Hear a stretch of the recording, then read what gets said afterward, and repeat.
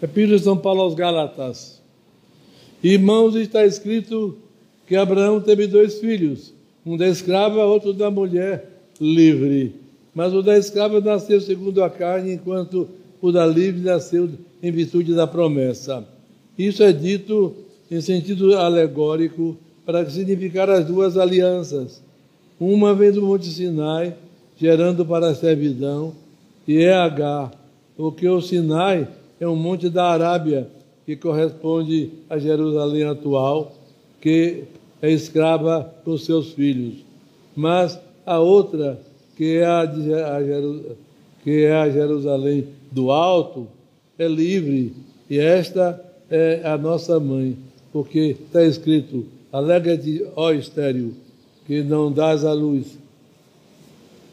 Exulta e clama, tu que não geras, pois são mais numerosos os filhos da abandonada que os da que tem marido. Nós, porém, irmãos, somos como Isaac, filhos da promessa.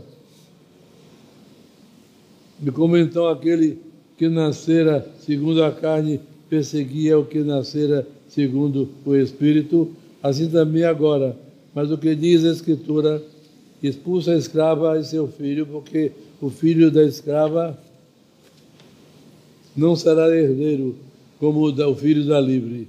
Assim também, nós, meus irmãos, não somos filhos da escrava, mas da livre, pela liberdade para a qual Cristo nos resgatou. Evangelho segundo São João.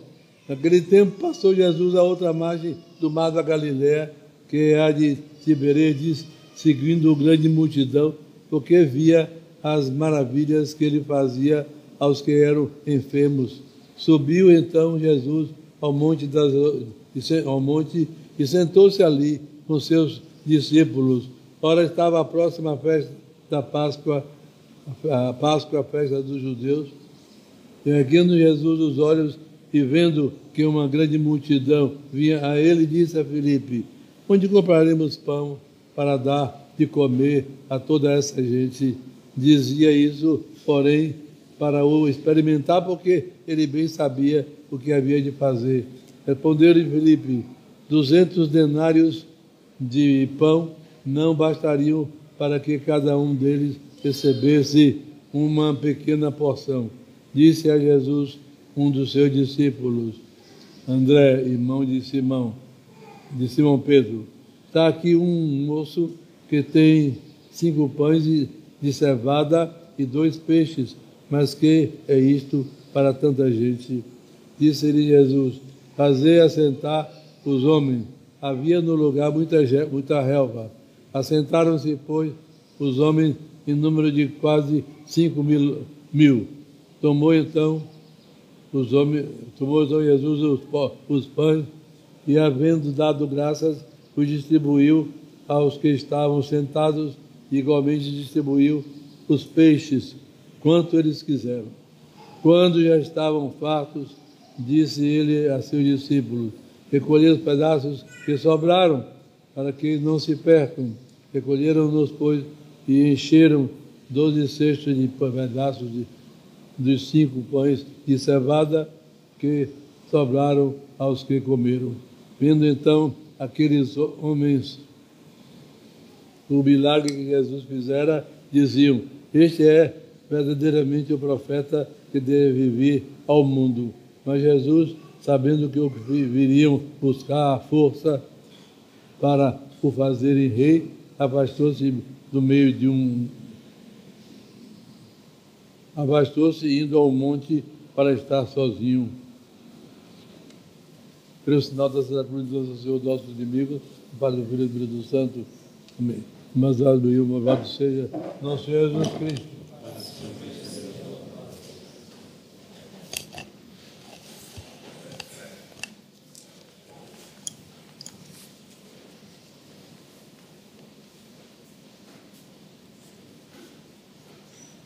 A primeira leitura, São Paulo recorda o episódio da vida de Abraão, os costumes daquele tempo.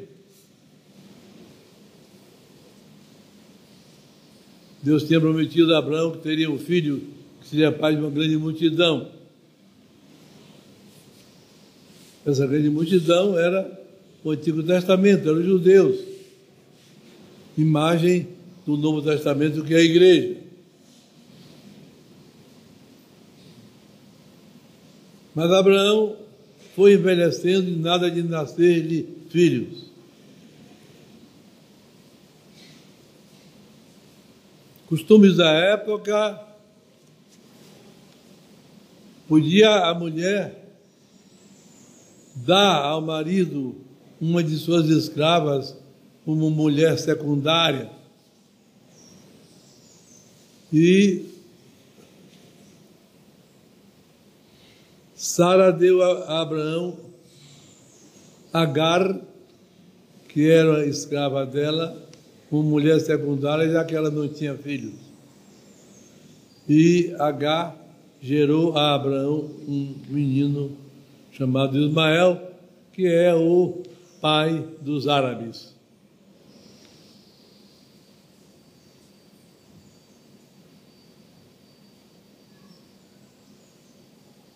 Mas depois, tempos depois, já mais velho ainda, Abraão gerou de Sara o filho da promessa, Isaque.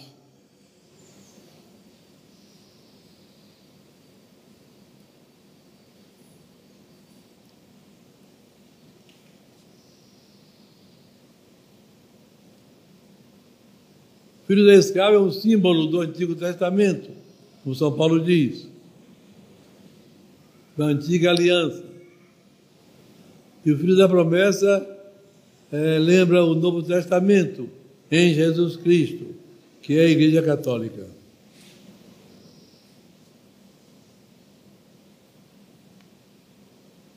São Paulo faz então comentários em torno da diferença entre a antiga aliança e a nova aliança.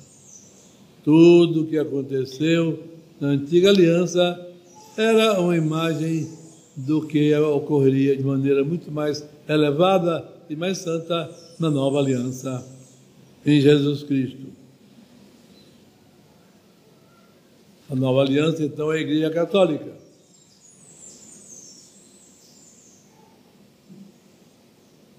Jerusalém, então, era símbolo da nova aliança. E, de fato, foi em Jerusalém que Jesus deixou a sua igreja, tendo nomeado São Pedro como o primeiro chefe da igreja, primeiro Papa. E a partir de Jerusalém, como bispo que ele era de Jerusalém, portanto, a capital da igreja nessa ocasião era Jerusalém, porque lá estava o chefe que Jesus escolheu, começou a pregação da verdade de Jesus Cristo na sua igreja, por meio dos apóstolos, com São Pedro à frente. Depois São Pedro se transferiu para Antioquia, e então a capital passou a ser Antioquia, onde estava o chefe que Jesus escolheu. Depois São Pedro se transferiu para Roma, e lá ficou até a morte, e é por esse motivo que é o bispo de Roma, que é o chefe da igreja verdadeira, porque ele é o sucessor de São Pedro, que morreu como bispo de Roma.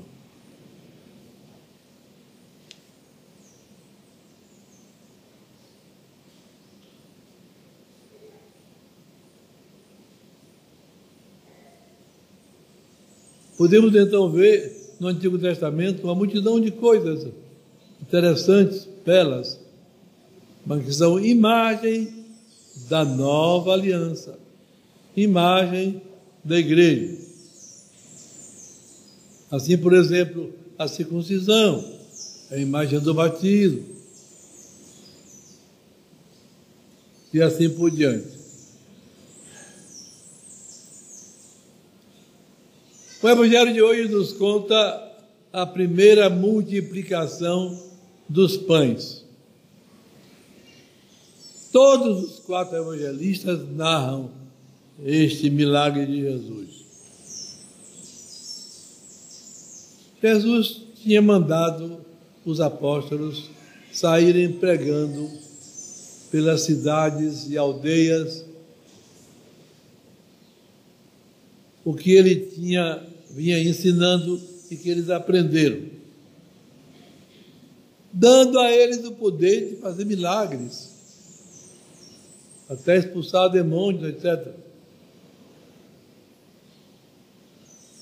Naturalmente, os apóstolos devem ter pregado Jesus Cristo, falado naquele Messias, naquele pregador extraordinário, Senhor absoluto das coisas.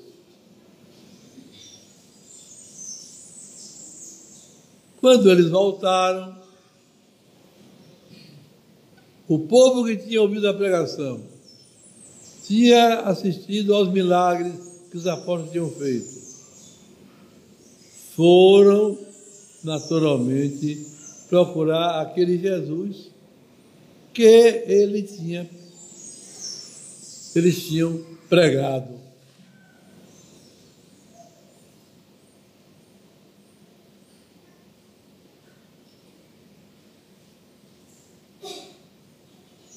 Os apóstolos tinham passado um tempo pregando, estavam cansados, precisavam de repouso físico e repouso espiritual.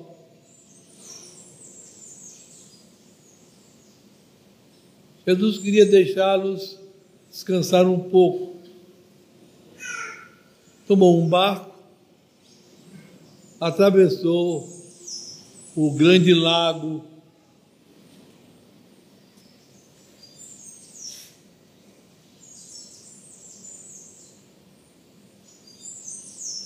que São João chama de Tiberíades, porque tinha sido construída uma cidade de Tiberíades à beira do lago, e quando São João fez o seu evangelho, foi muito depois que os outros 3 evangelistas tinham feito os deles. Mais ou menos lá pelo ano 90, São João. E a gente pode observar, lendo, como São João narra tantas coisas que os outros não narraram, admiráveis, belíssimas, que os outros não narraram. E quando os apóstolos chamam o lago de Nazaré, não é? Mar da Galileia. Mas já São João não. Já chama como já era moda no tempo que ele fez o Evangelho. Mar de Tiberíades. Cidade em honra de Tibério, que tinha sido construída ali. Jesus tomou o barco para afastar do povo os apóstolos, atravessou o lago e foi para o lado oposto do grande lago. Mas o povo que tinha sido despertado pelos milagres de Jesus, pela pregação e pelos milagres de pregação que os apóstolos fizeram em nome de Jesus, o povo ficou da beira do lago, acompanhando para onde ia a barca. Rodearam, então, e lá se foram encontrar com Jesus, que assim não teve como descansar com os apóstolos. No local em que Nosso Senhor fez esse milagre, primeiro da multiplicação dos pães, há uma área grande, plana, era primavera, Nós sabemos que as 4 estações, diferentemente aqui do nosso Brasil, que não tem as 4 estações, elas são bem nítidas, não é? Bem nítidas, bem diferenciadas.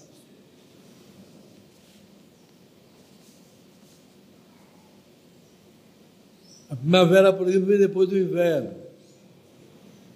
O inverno nos países que têm as 4 estações é muito frio,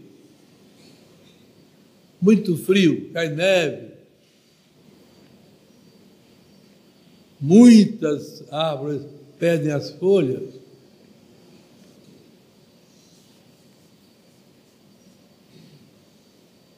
Mas quando chega a primavera, depois do inverno, que a temperatura fica mais quente, as plantas que estavam retidas, não é? Como que amortecidas, sem folhas, etc., no inverno, brotam em flores, em folhas, ficam bonitas. E também a relva. E ali havia muita relva. E Jesus, então, pregou ali, rodeado dos apóstolos, pregou aquela gente.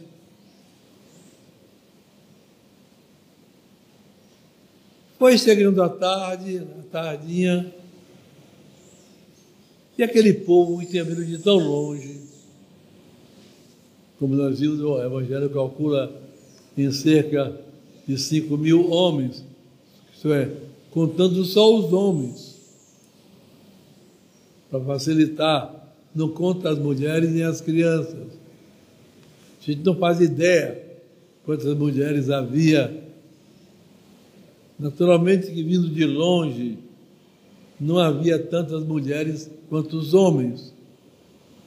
Deveria haver muito menos, porque muitas delas não iam sair para longe de suas casas, para lugares tão distantes, ainda mais com seus filhos, nem deixá-los sozinhos em casa.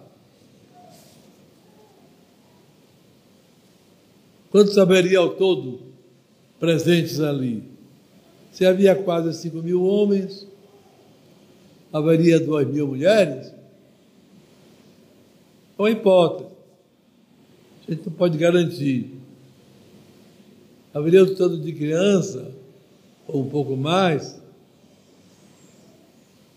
umas 10.000 pessoas ao todo?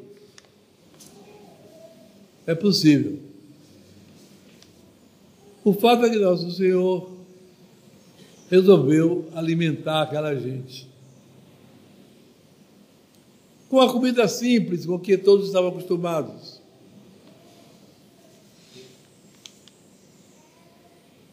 Daquela região era São Filipe, o apóstolo, o manso Filipe.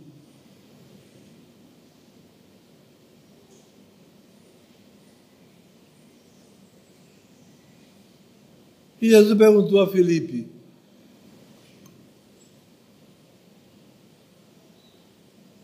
onde acharíamos comida para alimentar tanta gente? E São Filipe disse: Senhor, 200 denários só dariam para dar a cada um pedaço pequeno de pão e de peixe.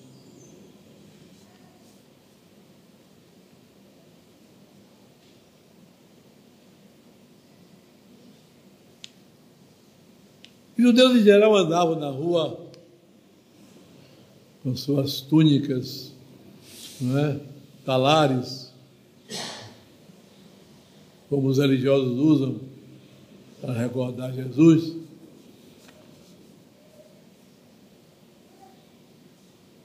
Um manto, uma capa branca com fibra vermelha, em geral, e um cesto.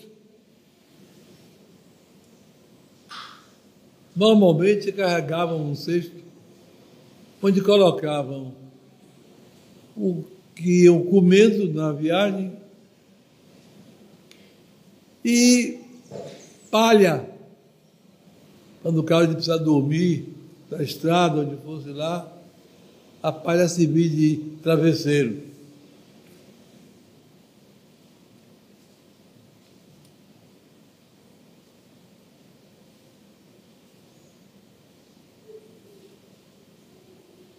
Santo André, vendo a conversa de Jesus, saiu investigando.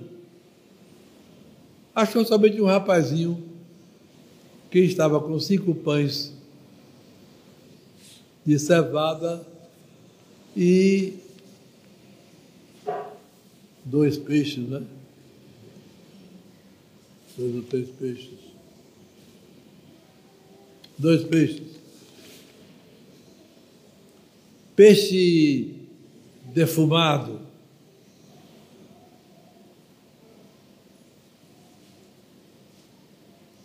Certamente o rapazinho estava vendendo. Quem estava era aquela quantia. Jesus, então, adquiriu os peixes, não é? E os pães. Fez como todo pai de família fazia, na hora da refeição, dá graças a Deus. Depois começou a cortar em pedaços o pão e o peixe e colocar no cesto dos apóstolos. E o que era que todos estavam vendo? Daqueles 2, 3, 4 pedaços de peixe e de pão, de repente, os cestos estavam cheios de pedaços de pão e de peixe. Jesus mandou que se sentassem em pé, ia ser uma confusão, é claro. Mandou se sentarem. Então se sentaram, grupo de 50, grupo de 100, conforme o espaço, conveniência, e mandou distribuir. E distribuiu. E o Evangelho conta que eles comeram até se fartarem. Estavam com fome. O pão, certamente a tilápia, que nós usamos hoje aqui, não é? É chamado peixe de São Pedro, que era abundante naquele lago, e é um bom peixe, né? Certamente a tilápia, e o pão. Não era pão de trigo, era um pão de um cereal inferior, mas que todos comiam. Quando todos comeram até se fartar, Nosso Senhor mandou juntar as sobras, nada de perder comida. Nada de perder comida. E sobraram o quê?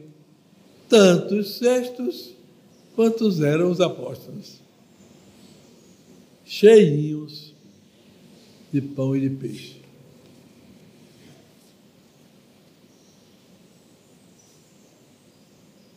Ficaram entusiasmados com aquele milagre e queriam pegar Jesus e fazer o rei deles, porque era o profeta predito na antiga Escritura.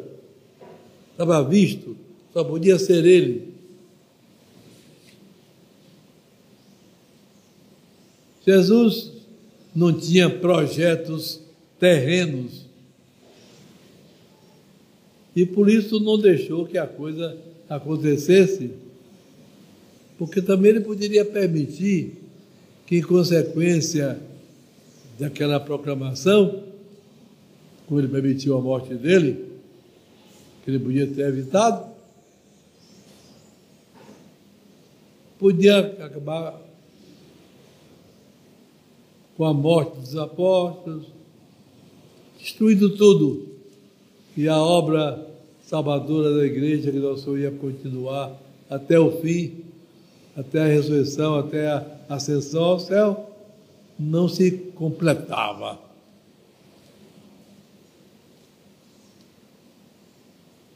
Jesus então se afastou,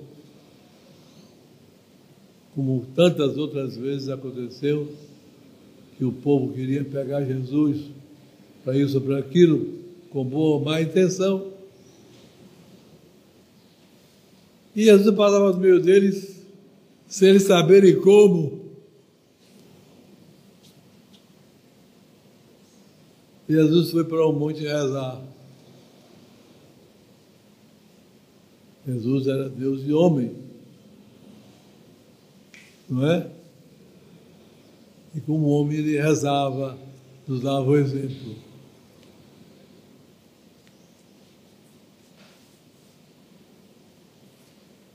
Jesus diz: eu sou o pão do céu.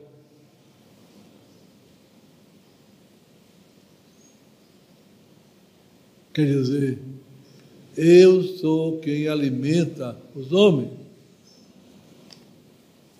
Então aí é tanto o pão espiritual, a Eucaristia e as graças que nos são dadas pela igreja, como também o pão material, o alimento de cada dia, não é?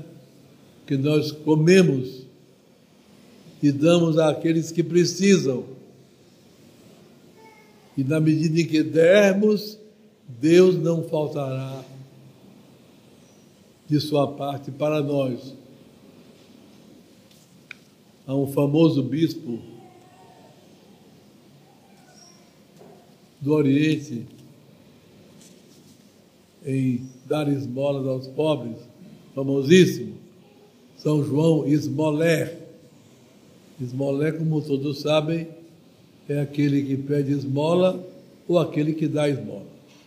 Tanto que pede como que dá, se dá o nome de Esmoler.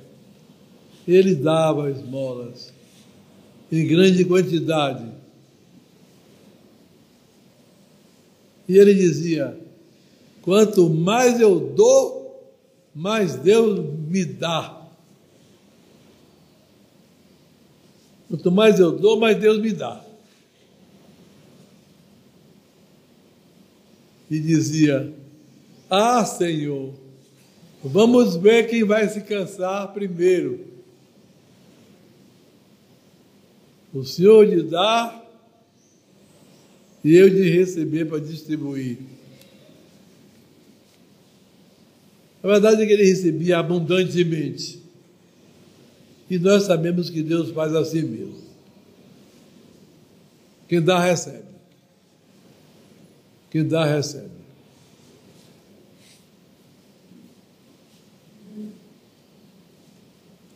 Eu mesmo tenho visto por experiência. Às vezes a pessoa vem atrás de uma ajuda maior, que vai me custar, e eu atendo, fico logo na expectativa. Lá vem quem me dê. Lá vem quem me dê. É uma coisa impressionante. Impressionante. Isso é muitas vezes na minha vida. Muitas vezes na minha vida.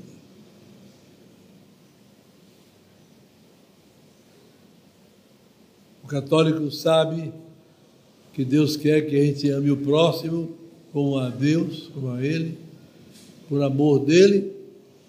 E nesse amor a gente não pode deixar de atender ao necessitado.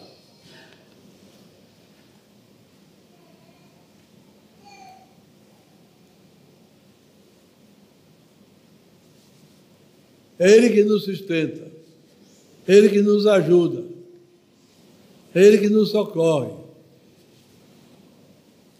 Principalmente no campo espiritual. O que é que Ele nos concede no campo espiritual, na igreja que Ele fez, a Igreja Católica? É a graça. A graça de Deus, não é? Que nos é dada pelos sacramentos, a começar do batismo, não é verdade? Pelos sacramentos.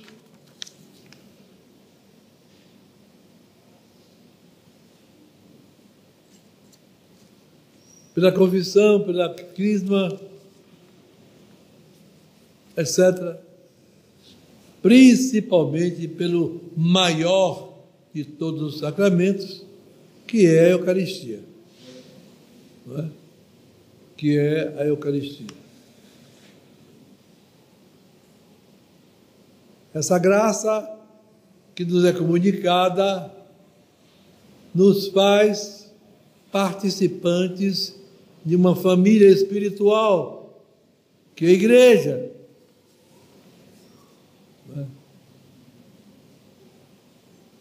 O católico que está expulso da Igreja, por exemplo, o católico excomungado,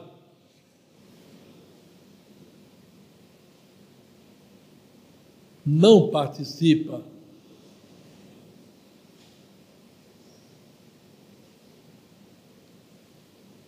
exemplo de pecado que excomunga, muito comum, infelizmente, hoje, é praticar o aborto, não é?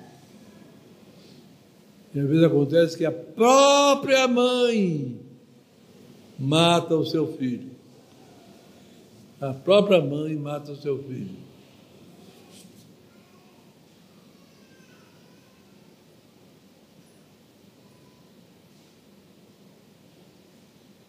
Basta lembrar um abortivo espalhado por aí, a tal pílula do dia seguinte, que é um abortivo, né? Se a pessoa, depois da relação, concebeu, tem um filhinho, por menor que seja, a tal pílula bata. E a pessoa nem percebe que matou um filho. Nem percebe que é um assassino de uma criança inocente, seu próprio filho. Deixemos isso para outra ocasião.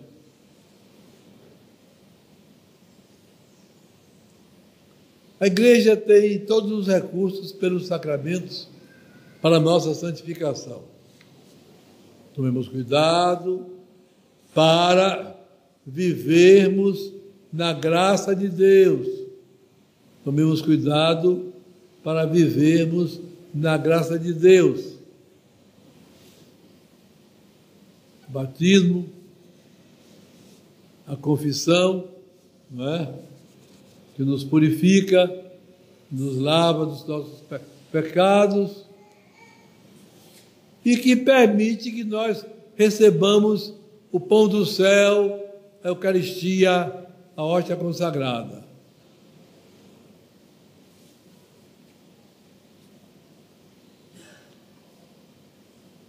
Porque quem comungar em pecado mortal, como nós sabemos, está comendo a própria condenação.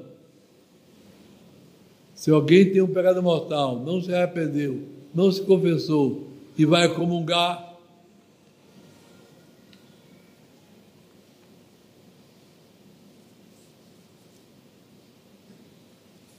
volta da comunhão pior do que foi, porque pior do que o pecado que levou quando foi comungar foi a comunhão no pecado. Pior ainda.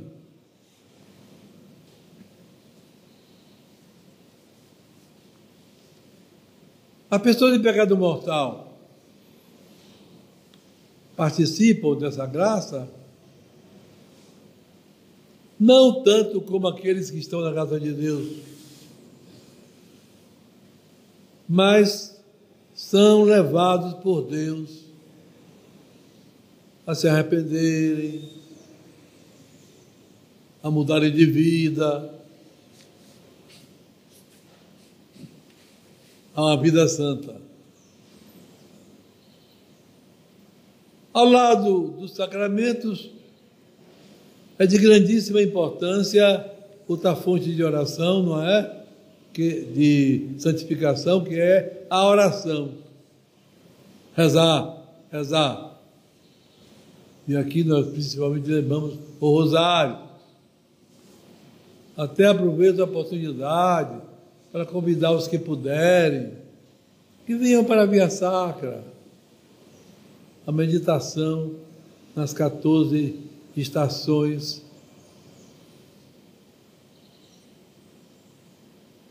do último dia da vida de Jesus. Não deixem de vir à Via Sacra sempre que puderem. Ainda restam 2, não é? Sexta-feira próxima da 4ª semana e a outra sexta-feira da 1ª semana da Paixão. A segunda já é Sexta-feira Santa, não haverá Via Sacra, porque há outras cerimônias.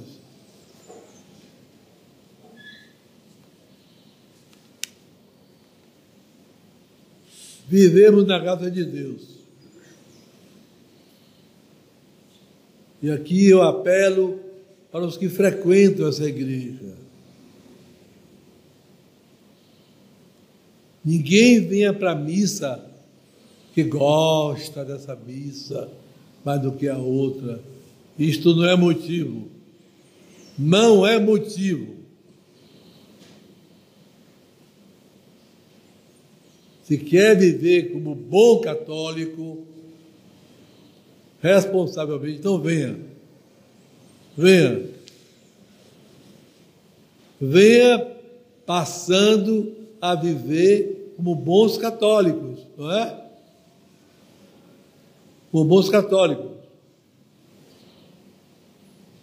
No modo de vestir, no modo de falar, no modo de se apresentar.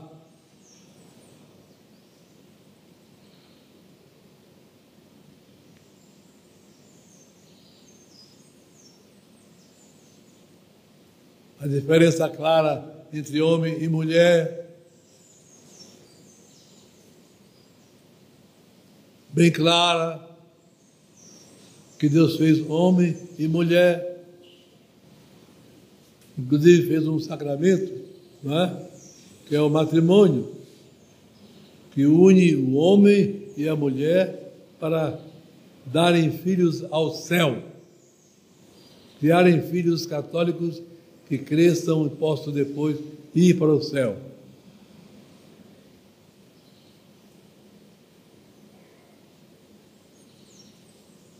Aqui, assim os que vêm para cá, vejam bem que tipo de religião é a sua. Sem mistura com outras e sem parecer que é e não ser. Imagine uma moça que se vestisse bem, assistisse a missa aqui, se vestisse bem aqui, mas durante a semana se veste como uma mundana.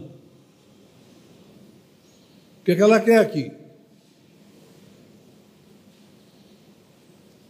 Pareceu que ela não é?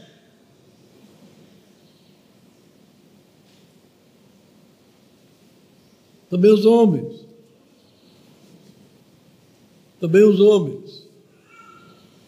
A confusão de hoje está levando a muita mistura doida.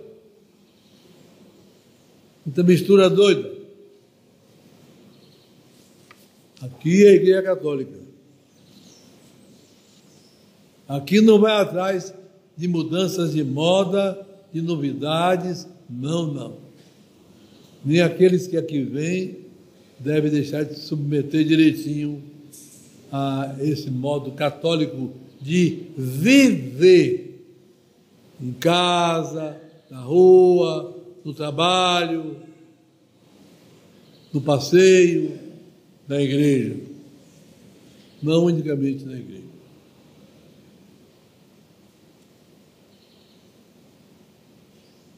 Assim agindo, estaremos produzindo uma melhora na sociedade. Quem nos vê percebe que nós não vamos atrás da moda.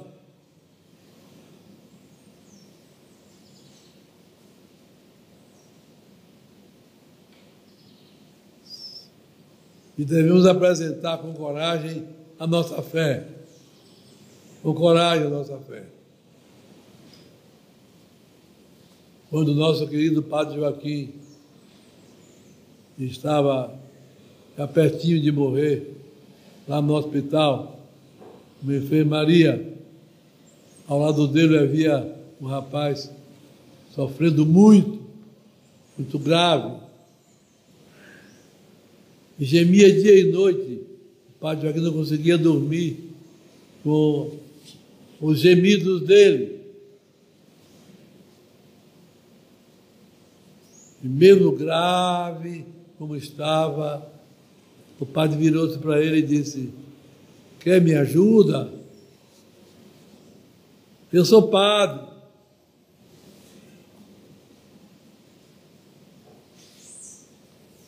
O outro então disse que não, que era protestante. Coitado. Teve um padre juntinho, não é? Para socorrê-lo. Juntinho. Então o padre disse: mesmo assim, eu vou rezar por você. Você teve essa graça, não é? Das orações. Poucos dias depois ele morria. Esse homem morria. Poucos dias depois.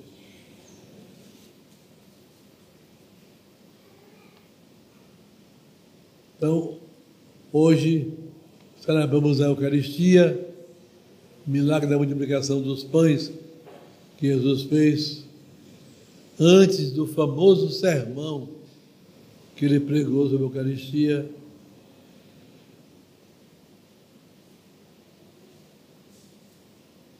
Onde ele mostrou que ele é o nosso socorro, em todo ponto.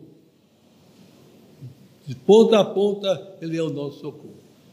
Peçamos a ele que nos ajude, que nos faça bons católicos, que não permita que ninguém venha comungar indignamente.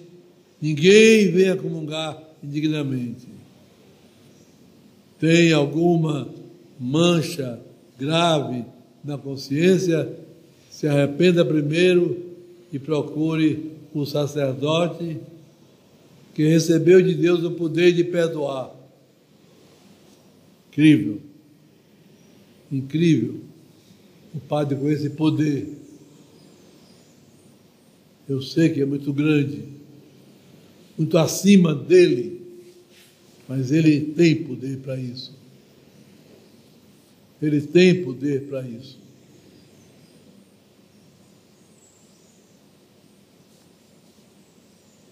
Uma vez eu vi a história de um homem no Rio que foi acidentado numa rua perto da praia, muito grave. Estava no chão, do lado. Chegou um banhista, quase nu, aquele calçãozinho vergonhoso, e se aproximou dele.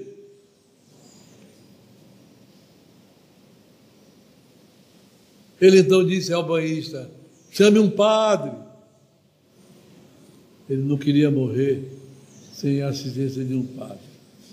Chame um padre. Mas o banhista era padre.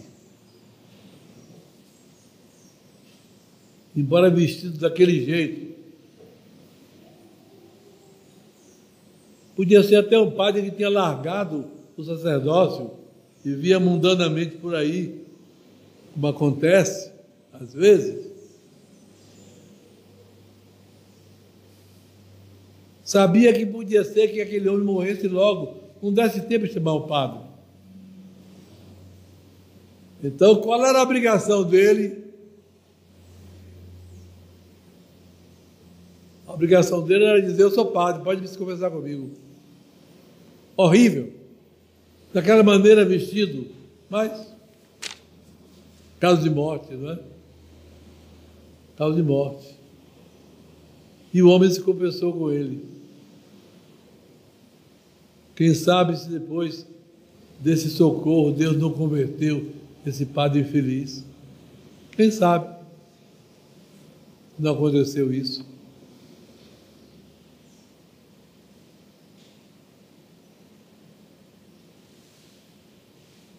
O padre tem poder. Outro fato, mistério impressionante, eu conheço ocorrido em Minas Gerais. Um padre que largou tudo, vivia mundano, estava um dia com os companheiros de bebedeira e havia um barrilzinho cheio de vinho. E o padre, já meio tonto, disse: vou consagrar.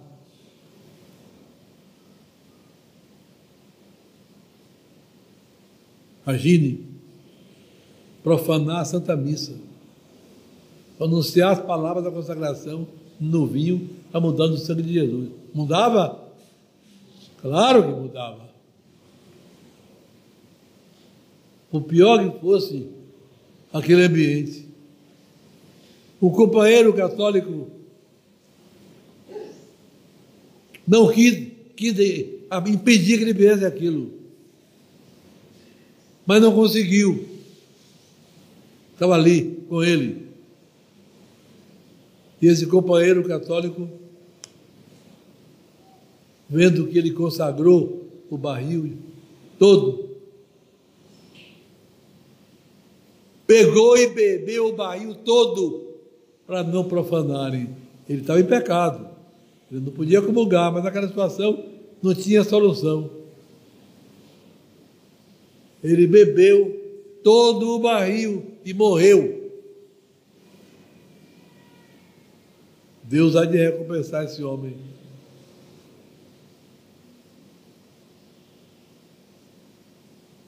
São coisas da igreja verdadeira que impressionam a gente, não é?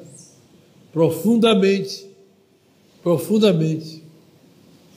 Então, meus irmãos, eu suplico que ninguém venha comungar estando em pecado mortal.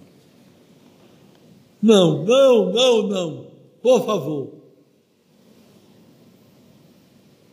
Ninguém pode dizer que me procurou para confessar e eu não aceitei. Ninguém pode dizer isso.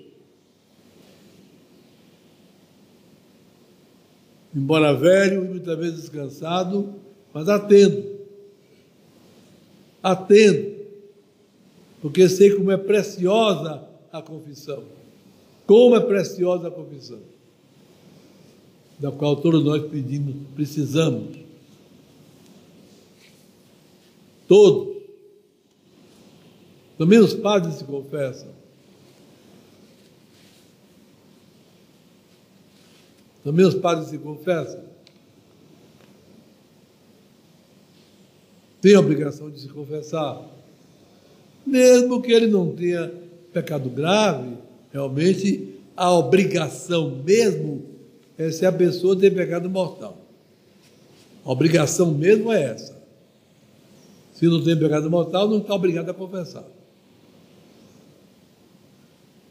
E estando arrependido, pode comungar. E arrependido mesmo do pecado venial, comungando, recebe o perdão. Mas mesmo não tendo pecado mortal, convém que de vez em quando se confesse. Convém.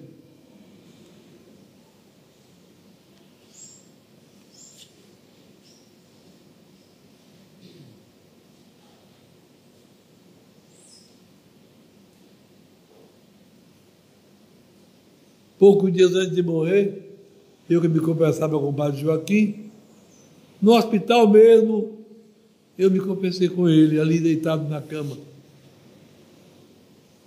Que já tinha vários dias que eu tinha me confessado, então pude me confessar. Já tem um mês, uma semana, fiquei pensando, eu vou procurar um padre para me confessar, um padre, pelo menos um padre velho, dos velhos princípios. Aí fui procurar um padre. Me lembrei de um velho que eu conheço, desde menino. Ele está com 97 anos. Aí fui à casa dele e confessei. E conversei com ele. Porque é uma maravilha a confissão.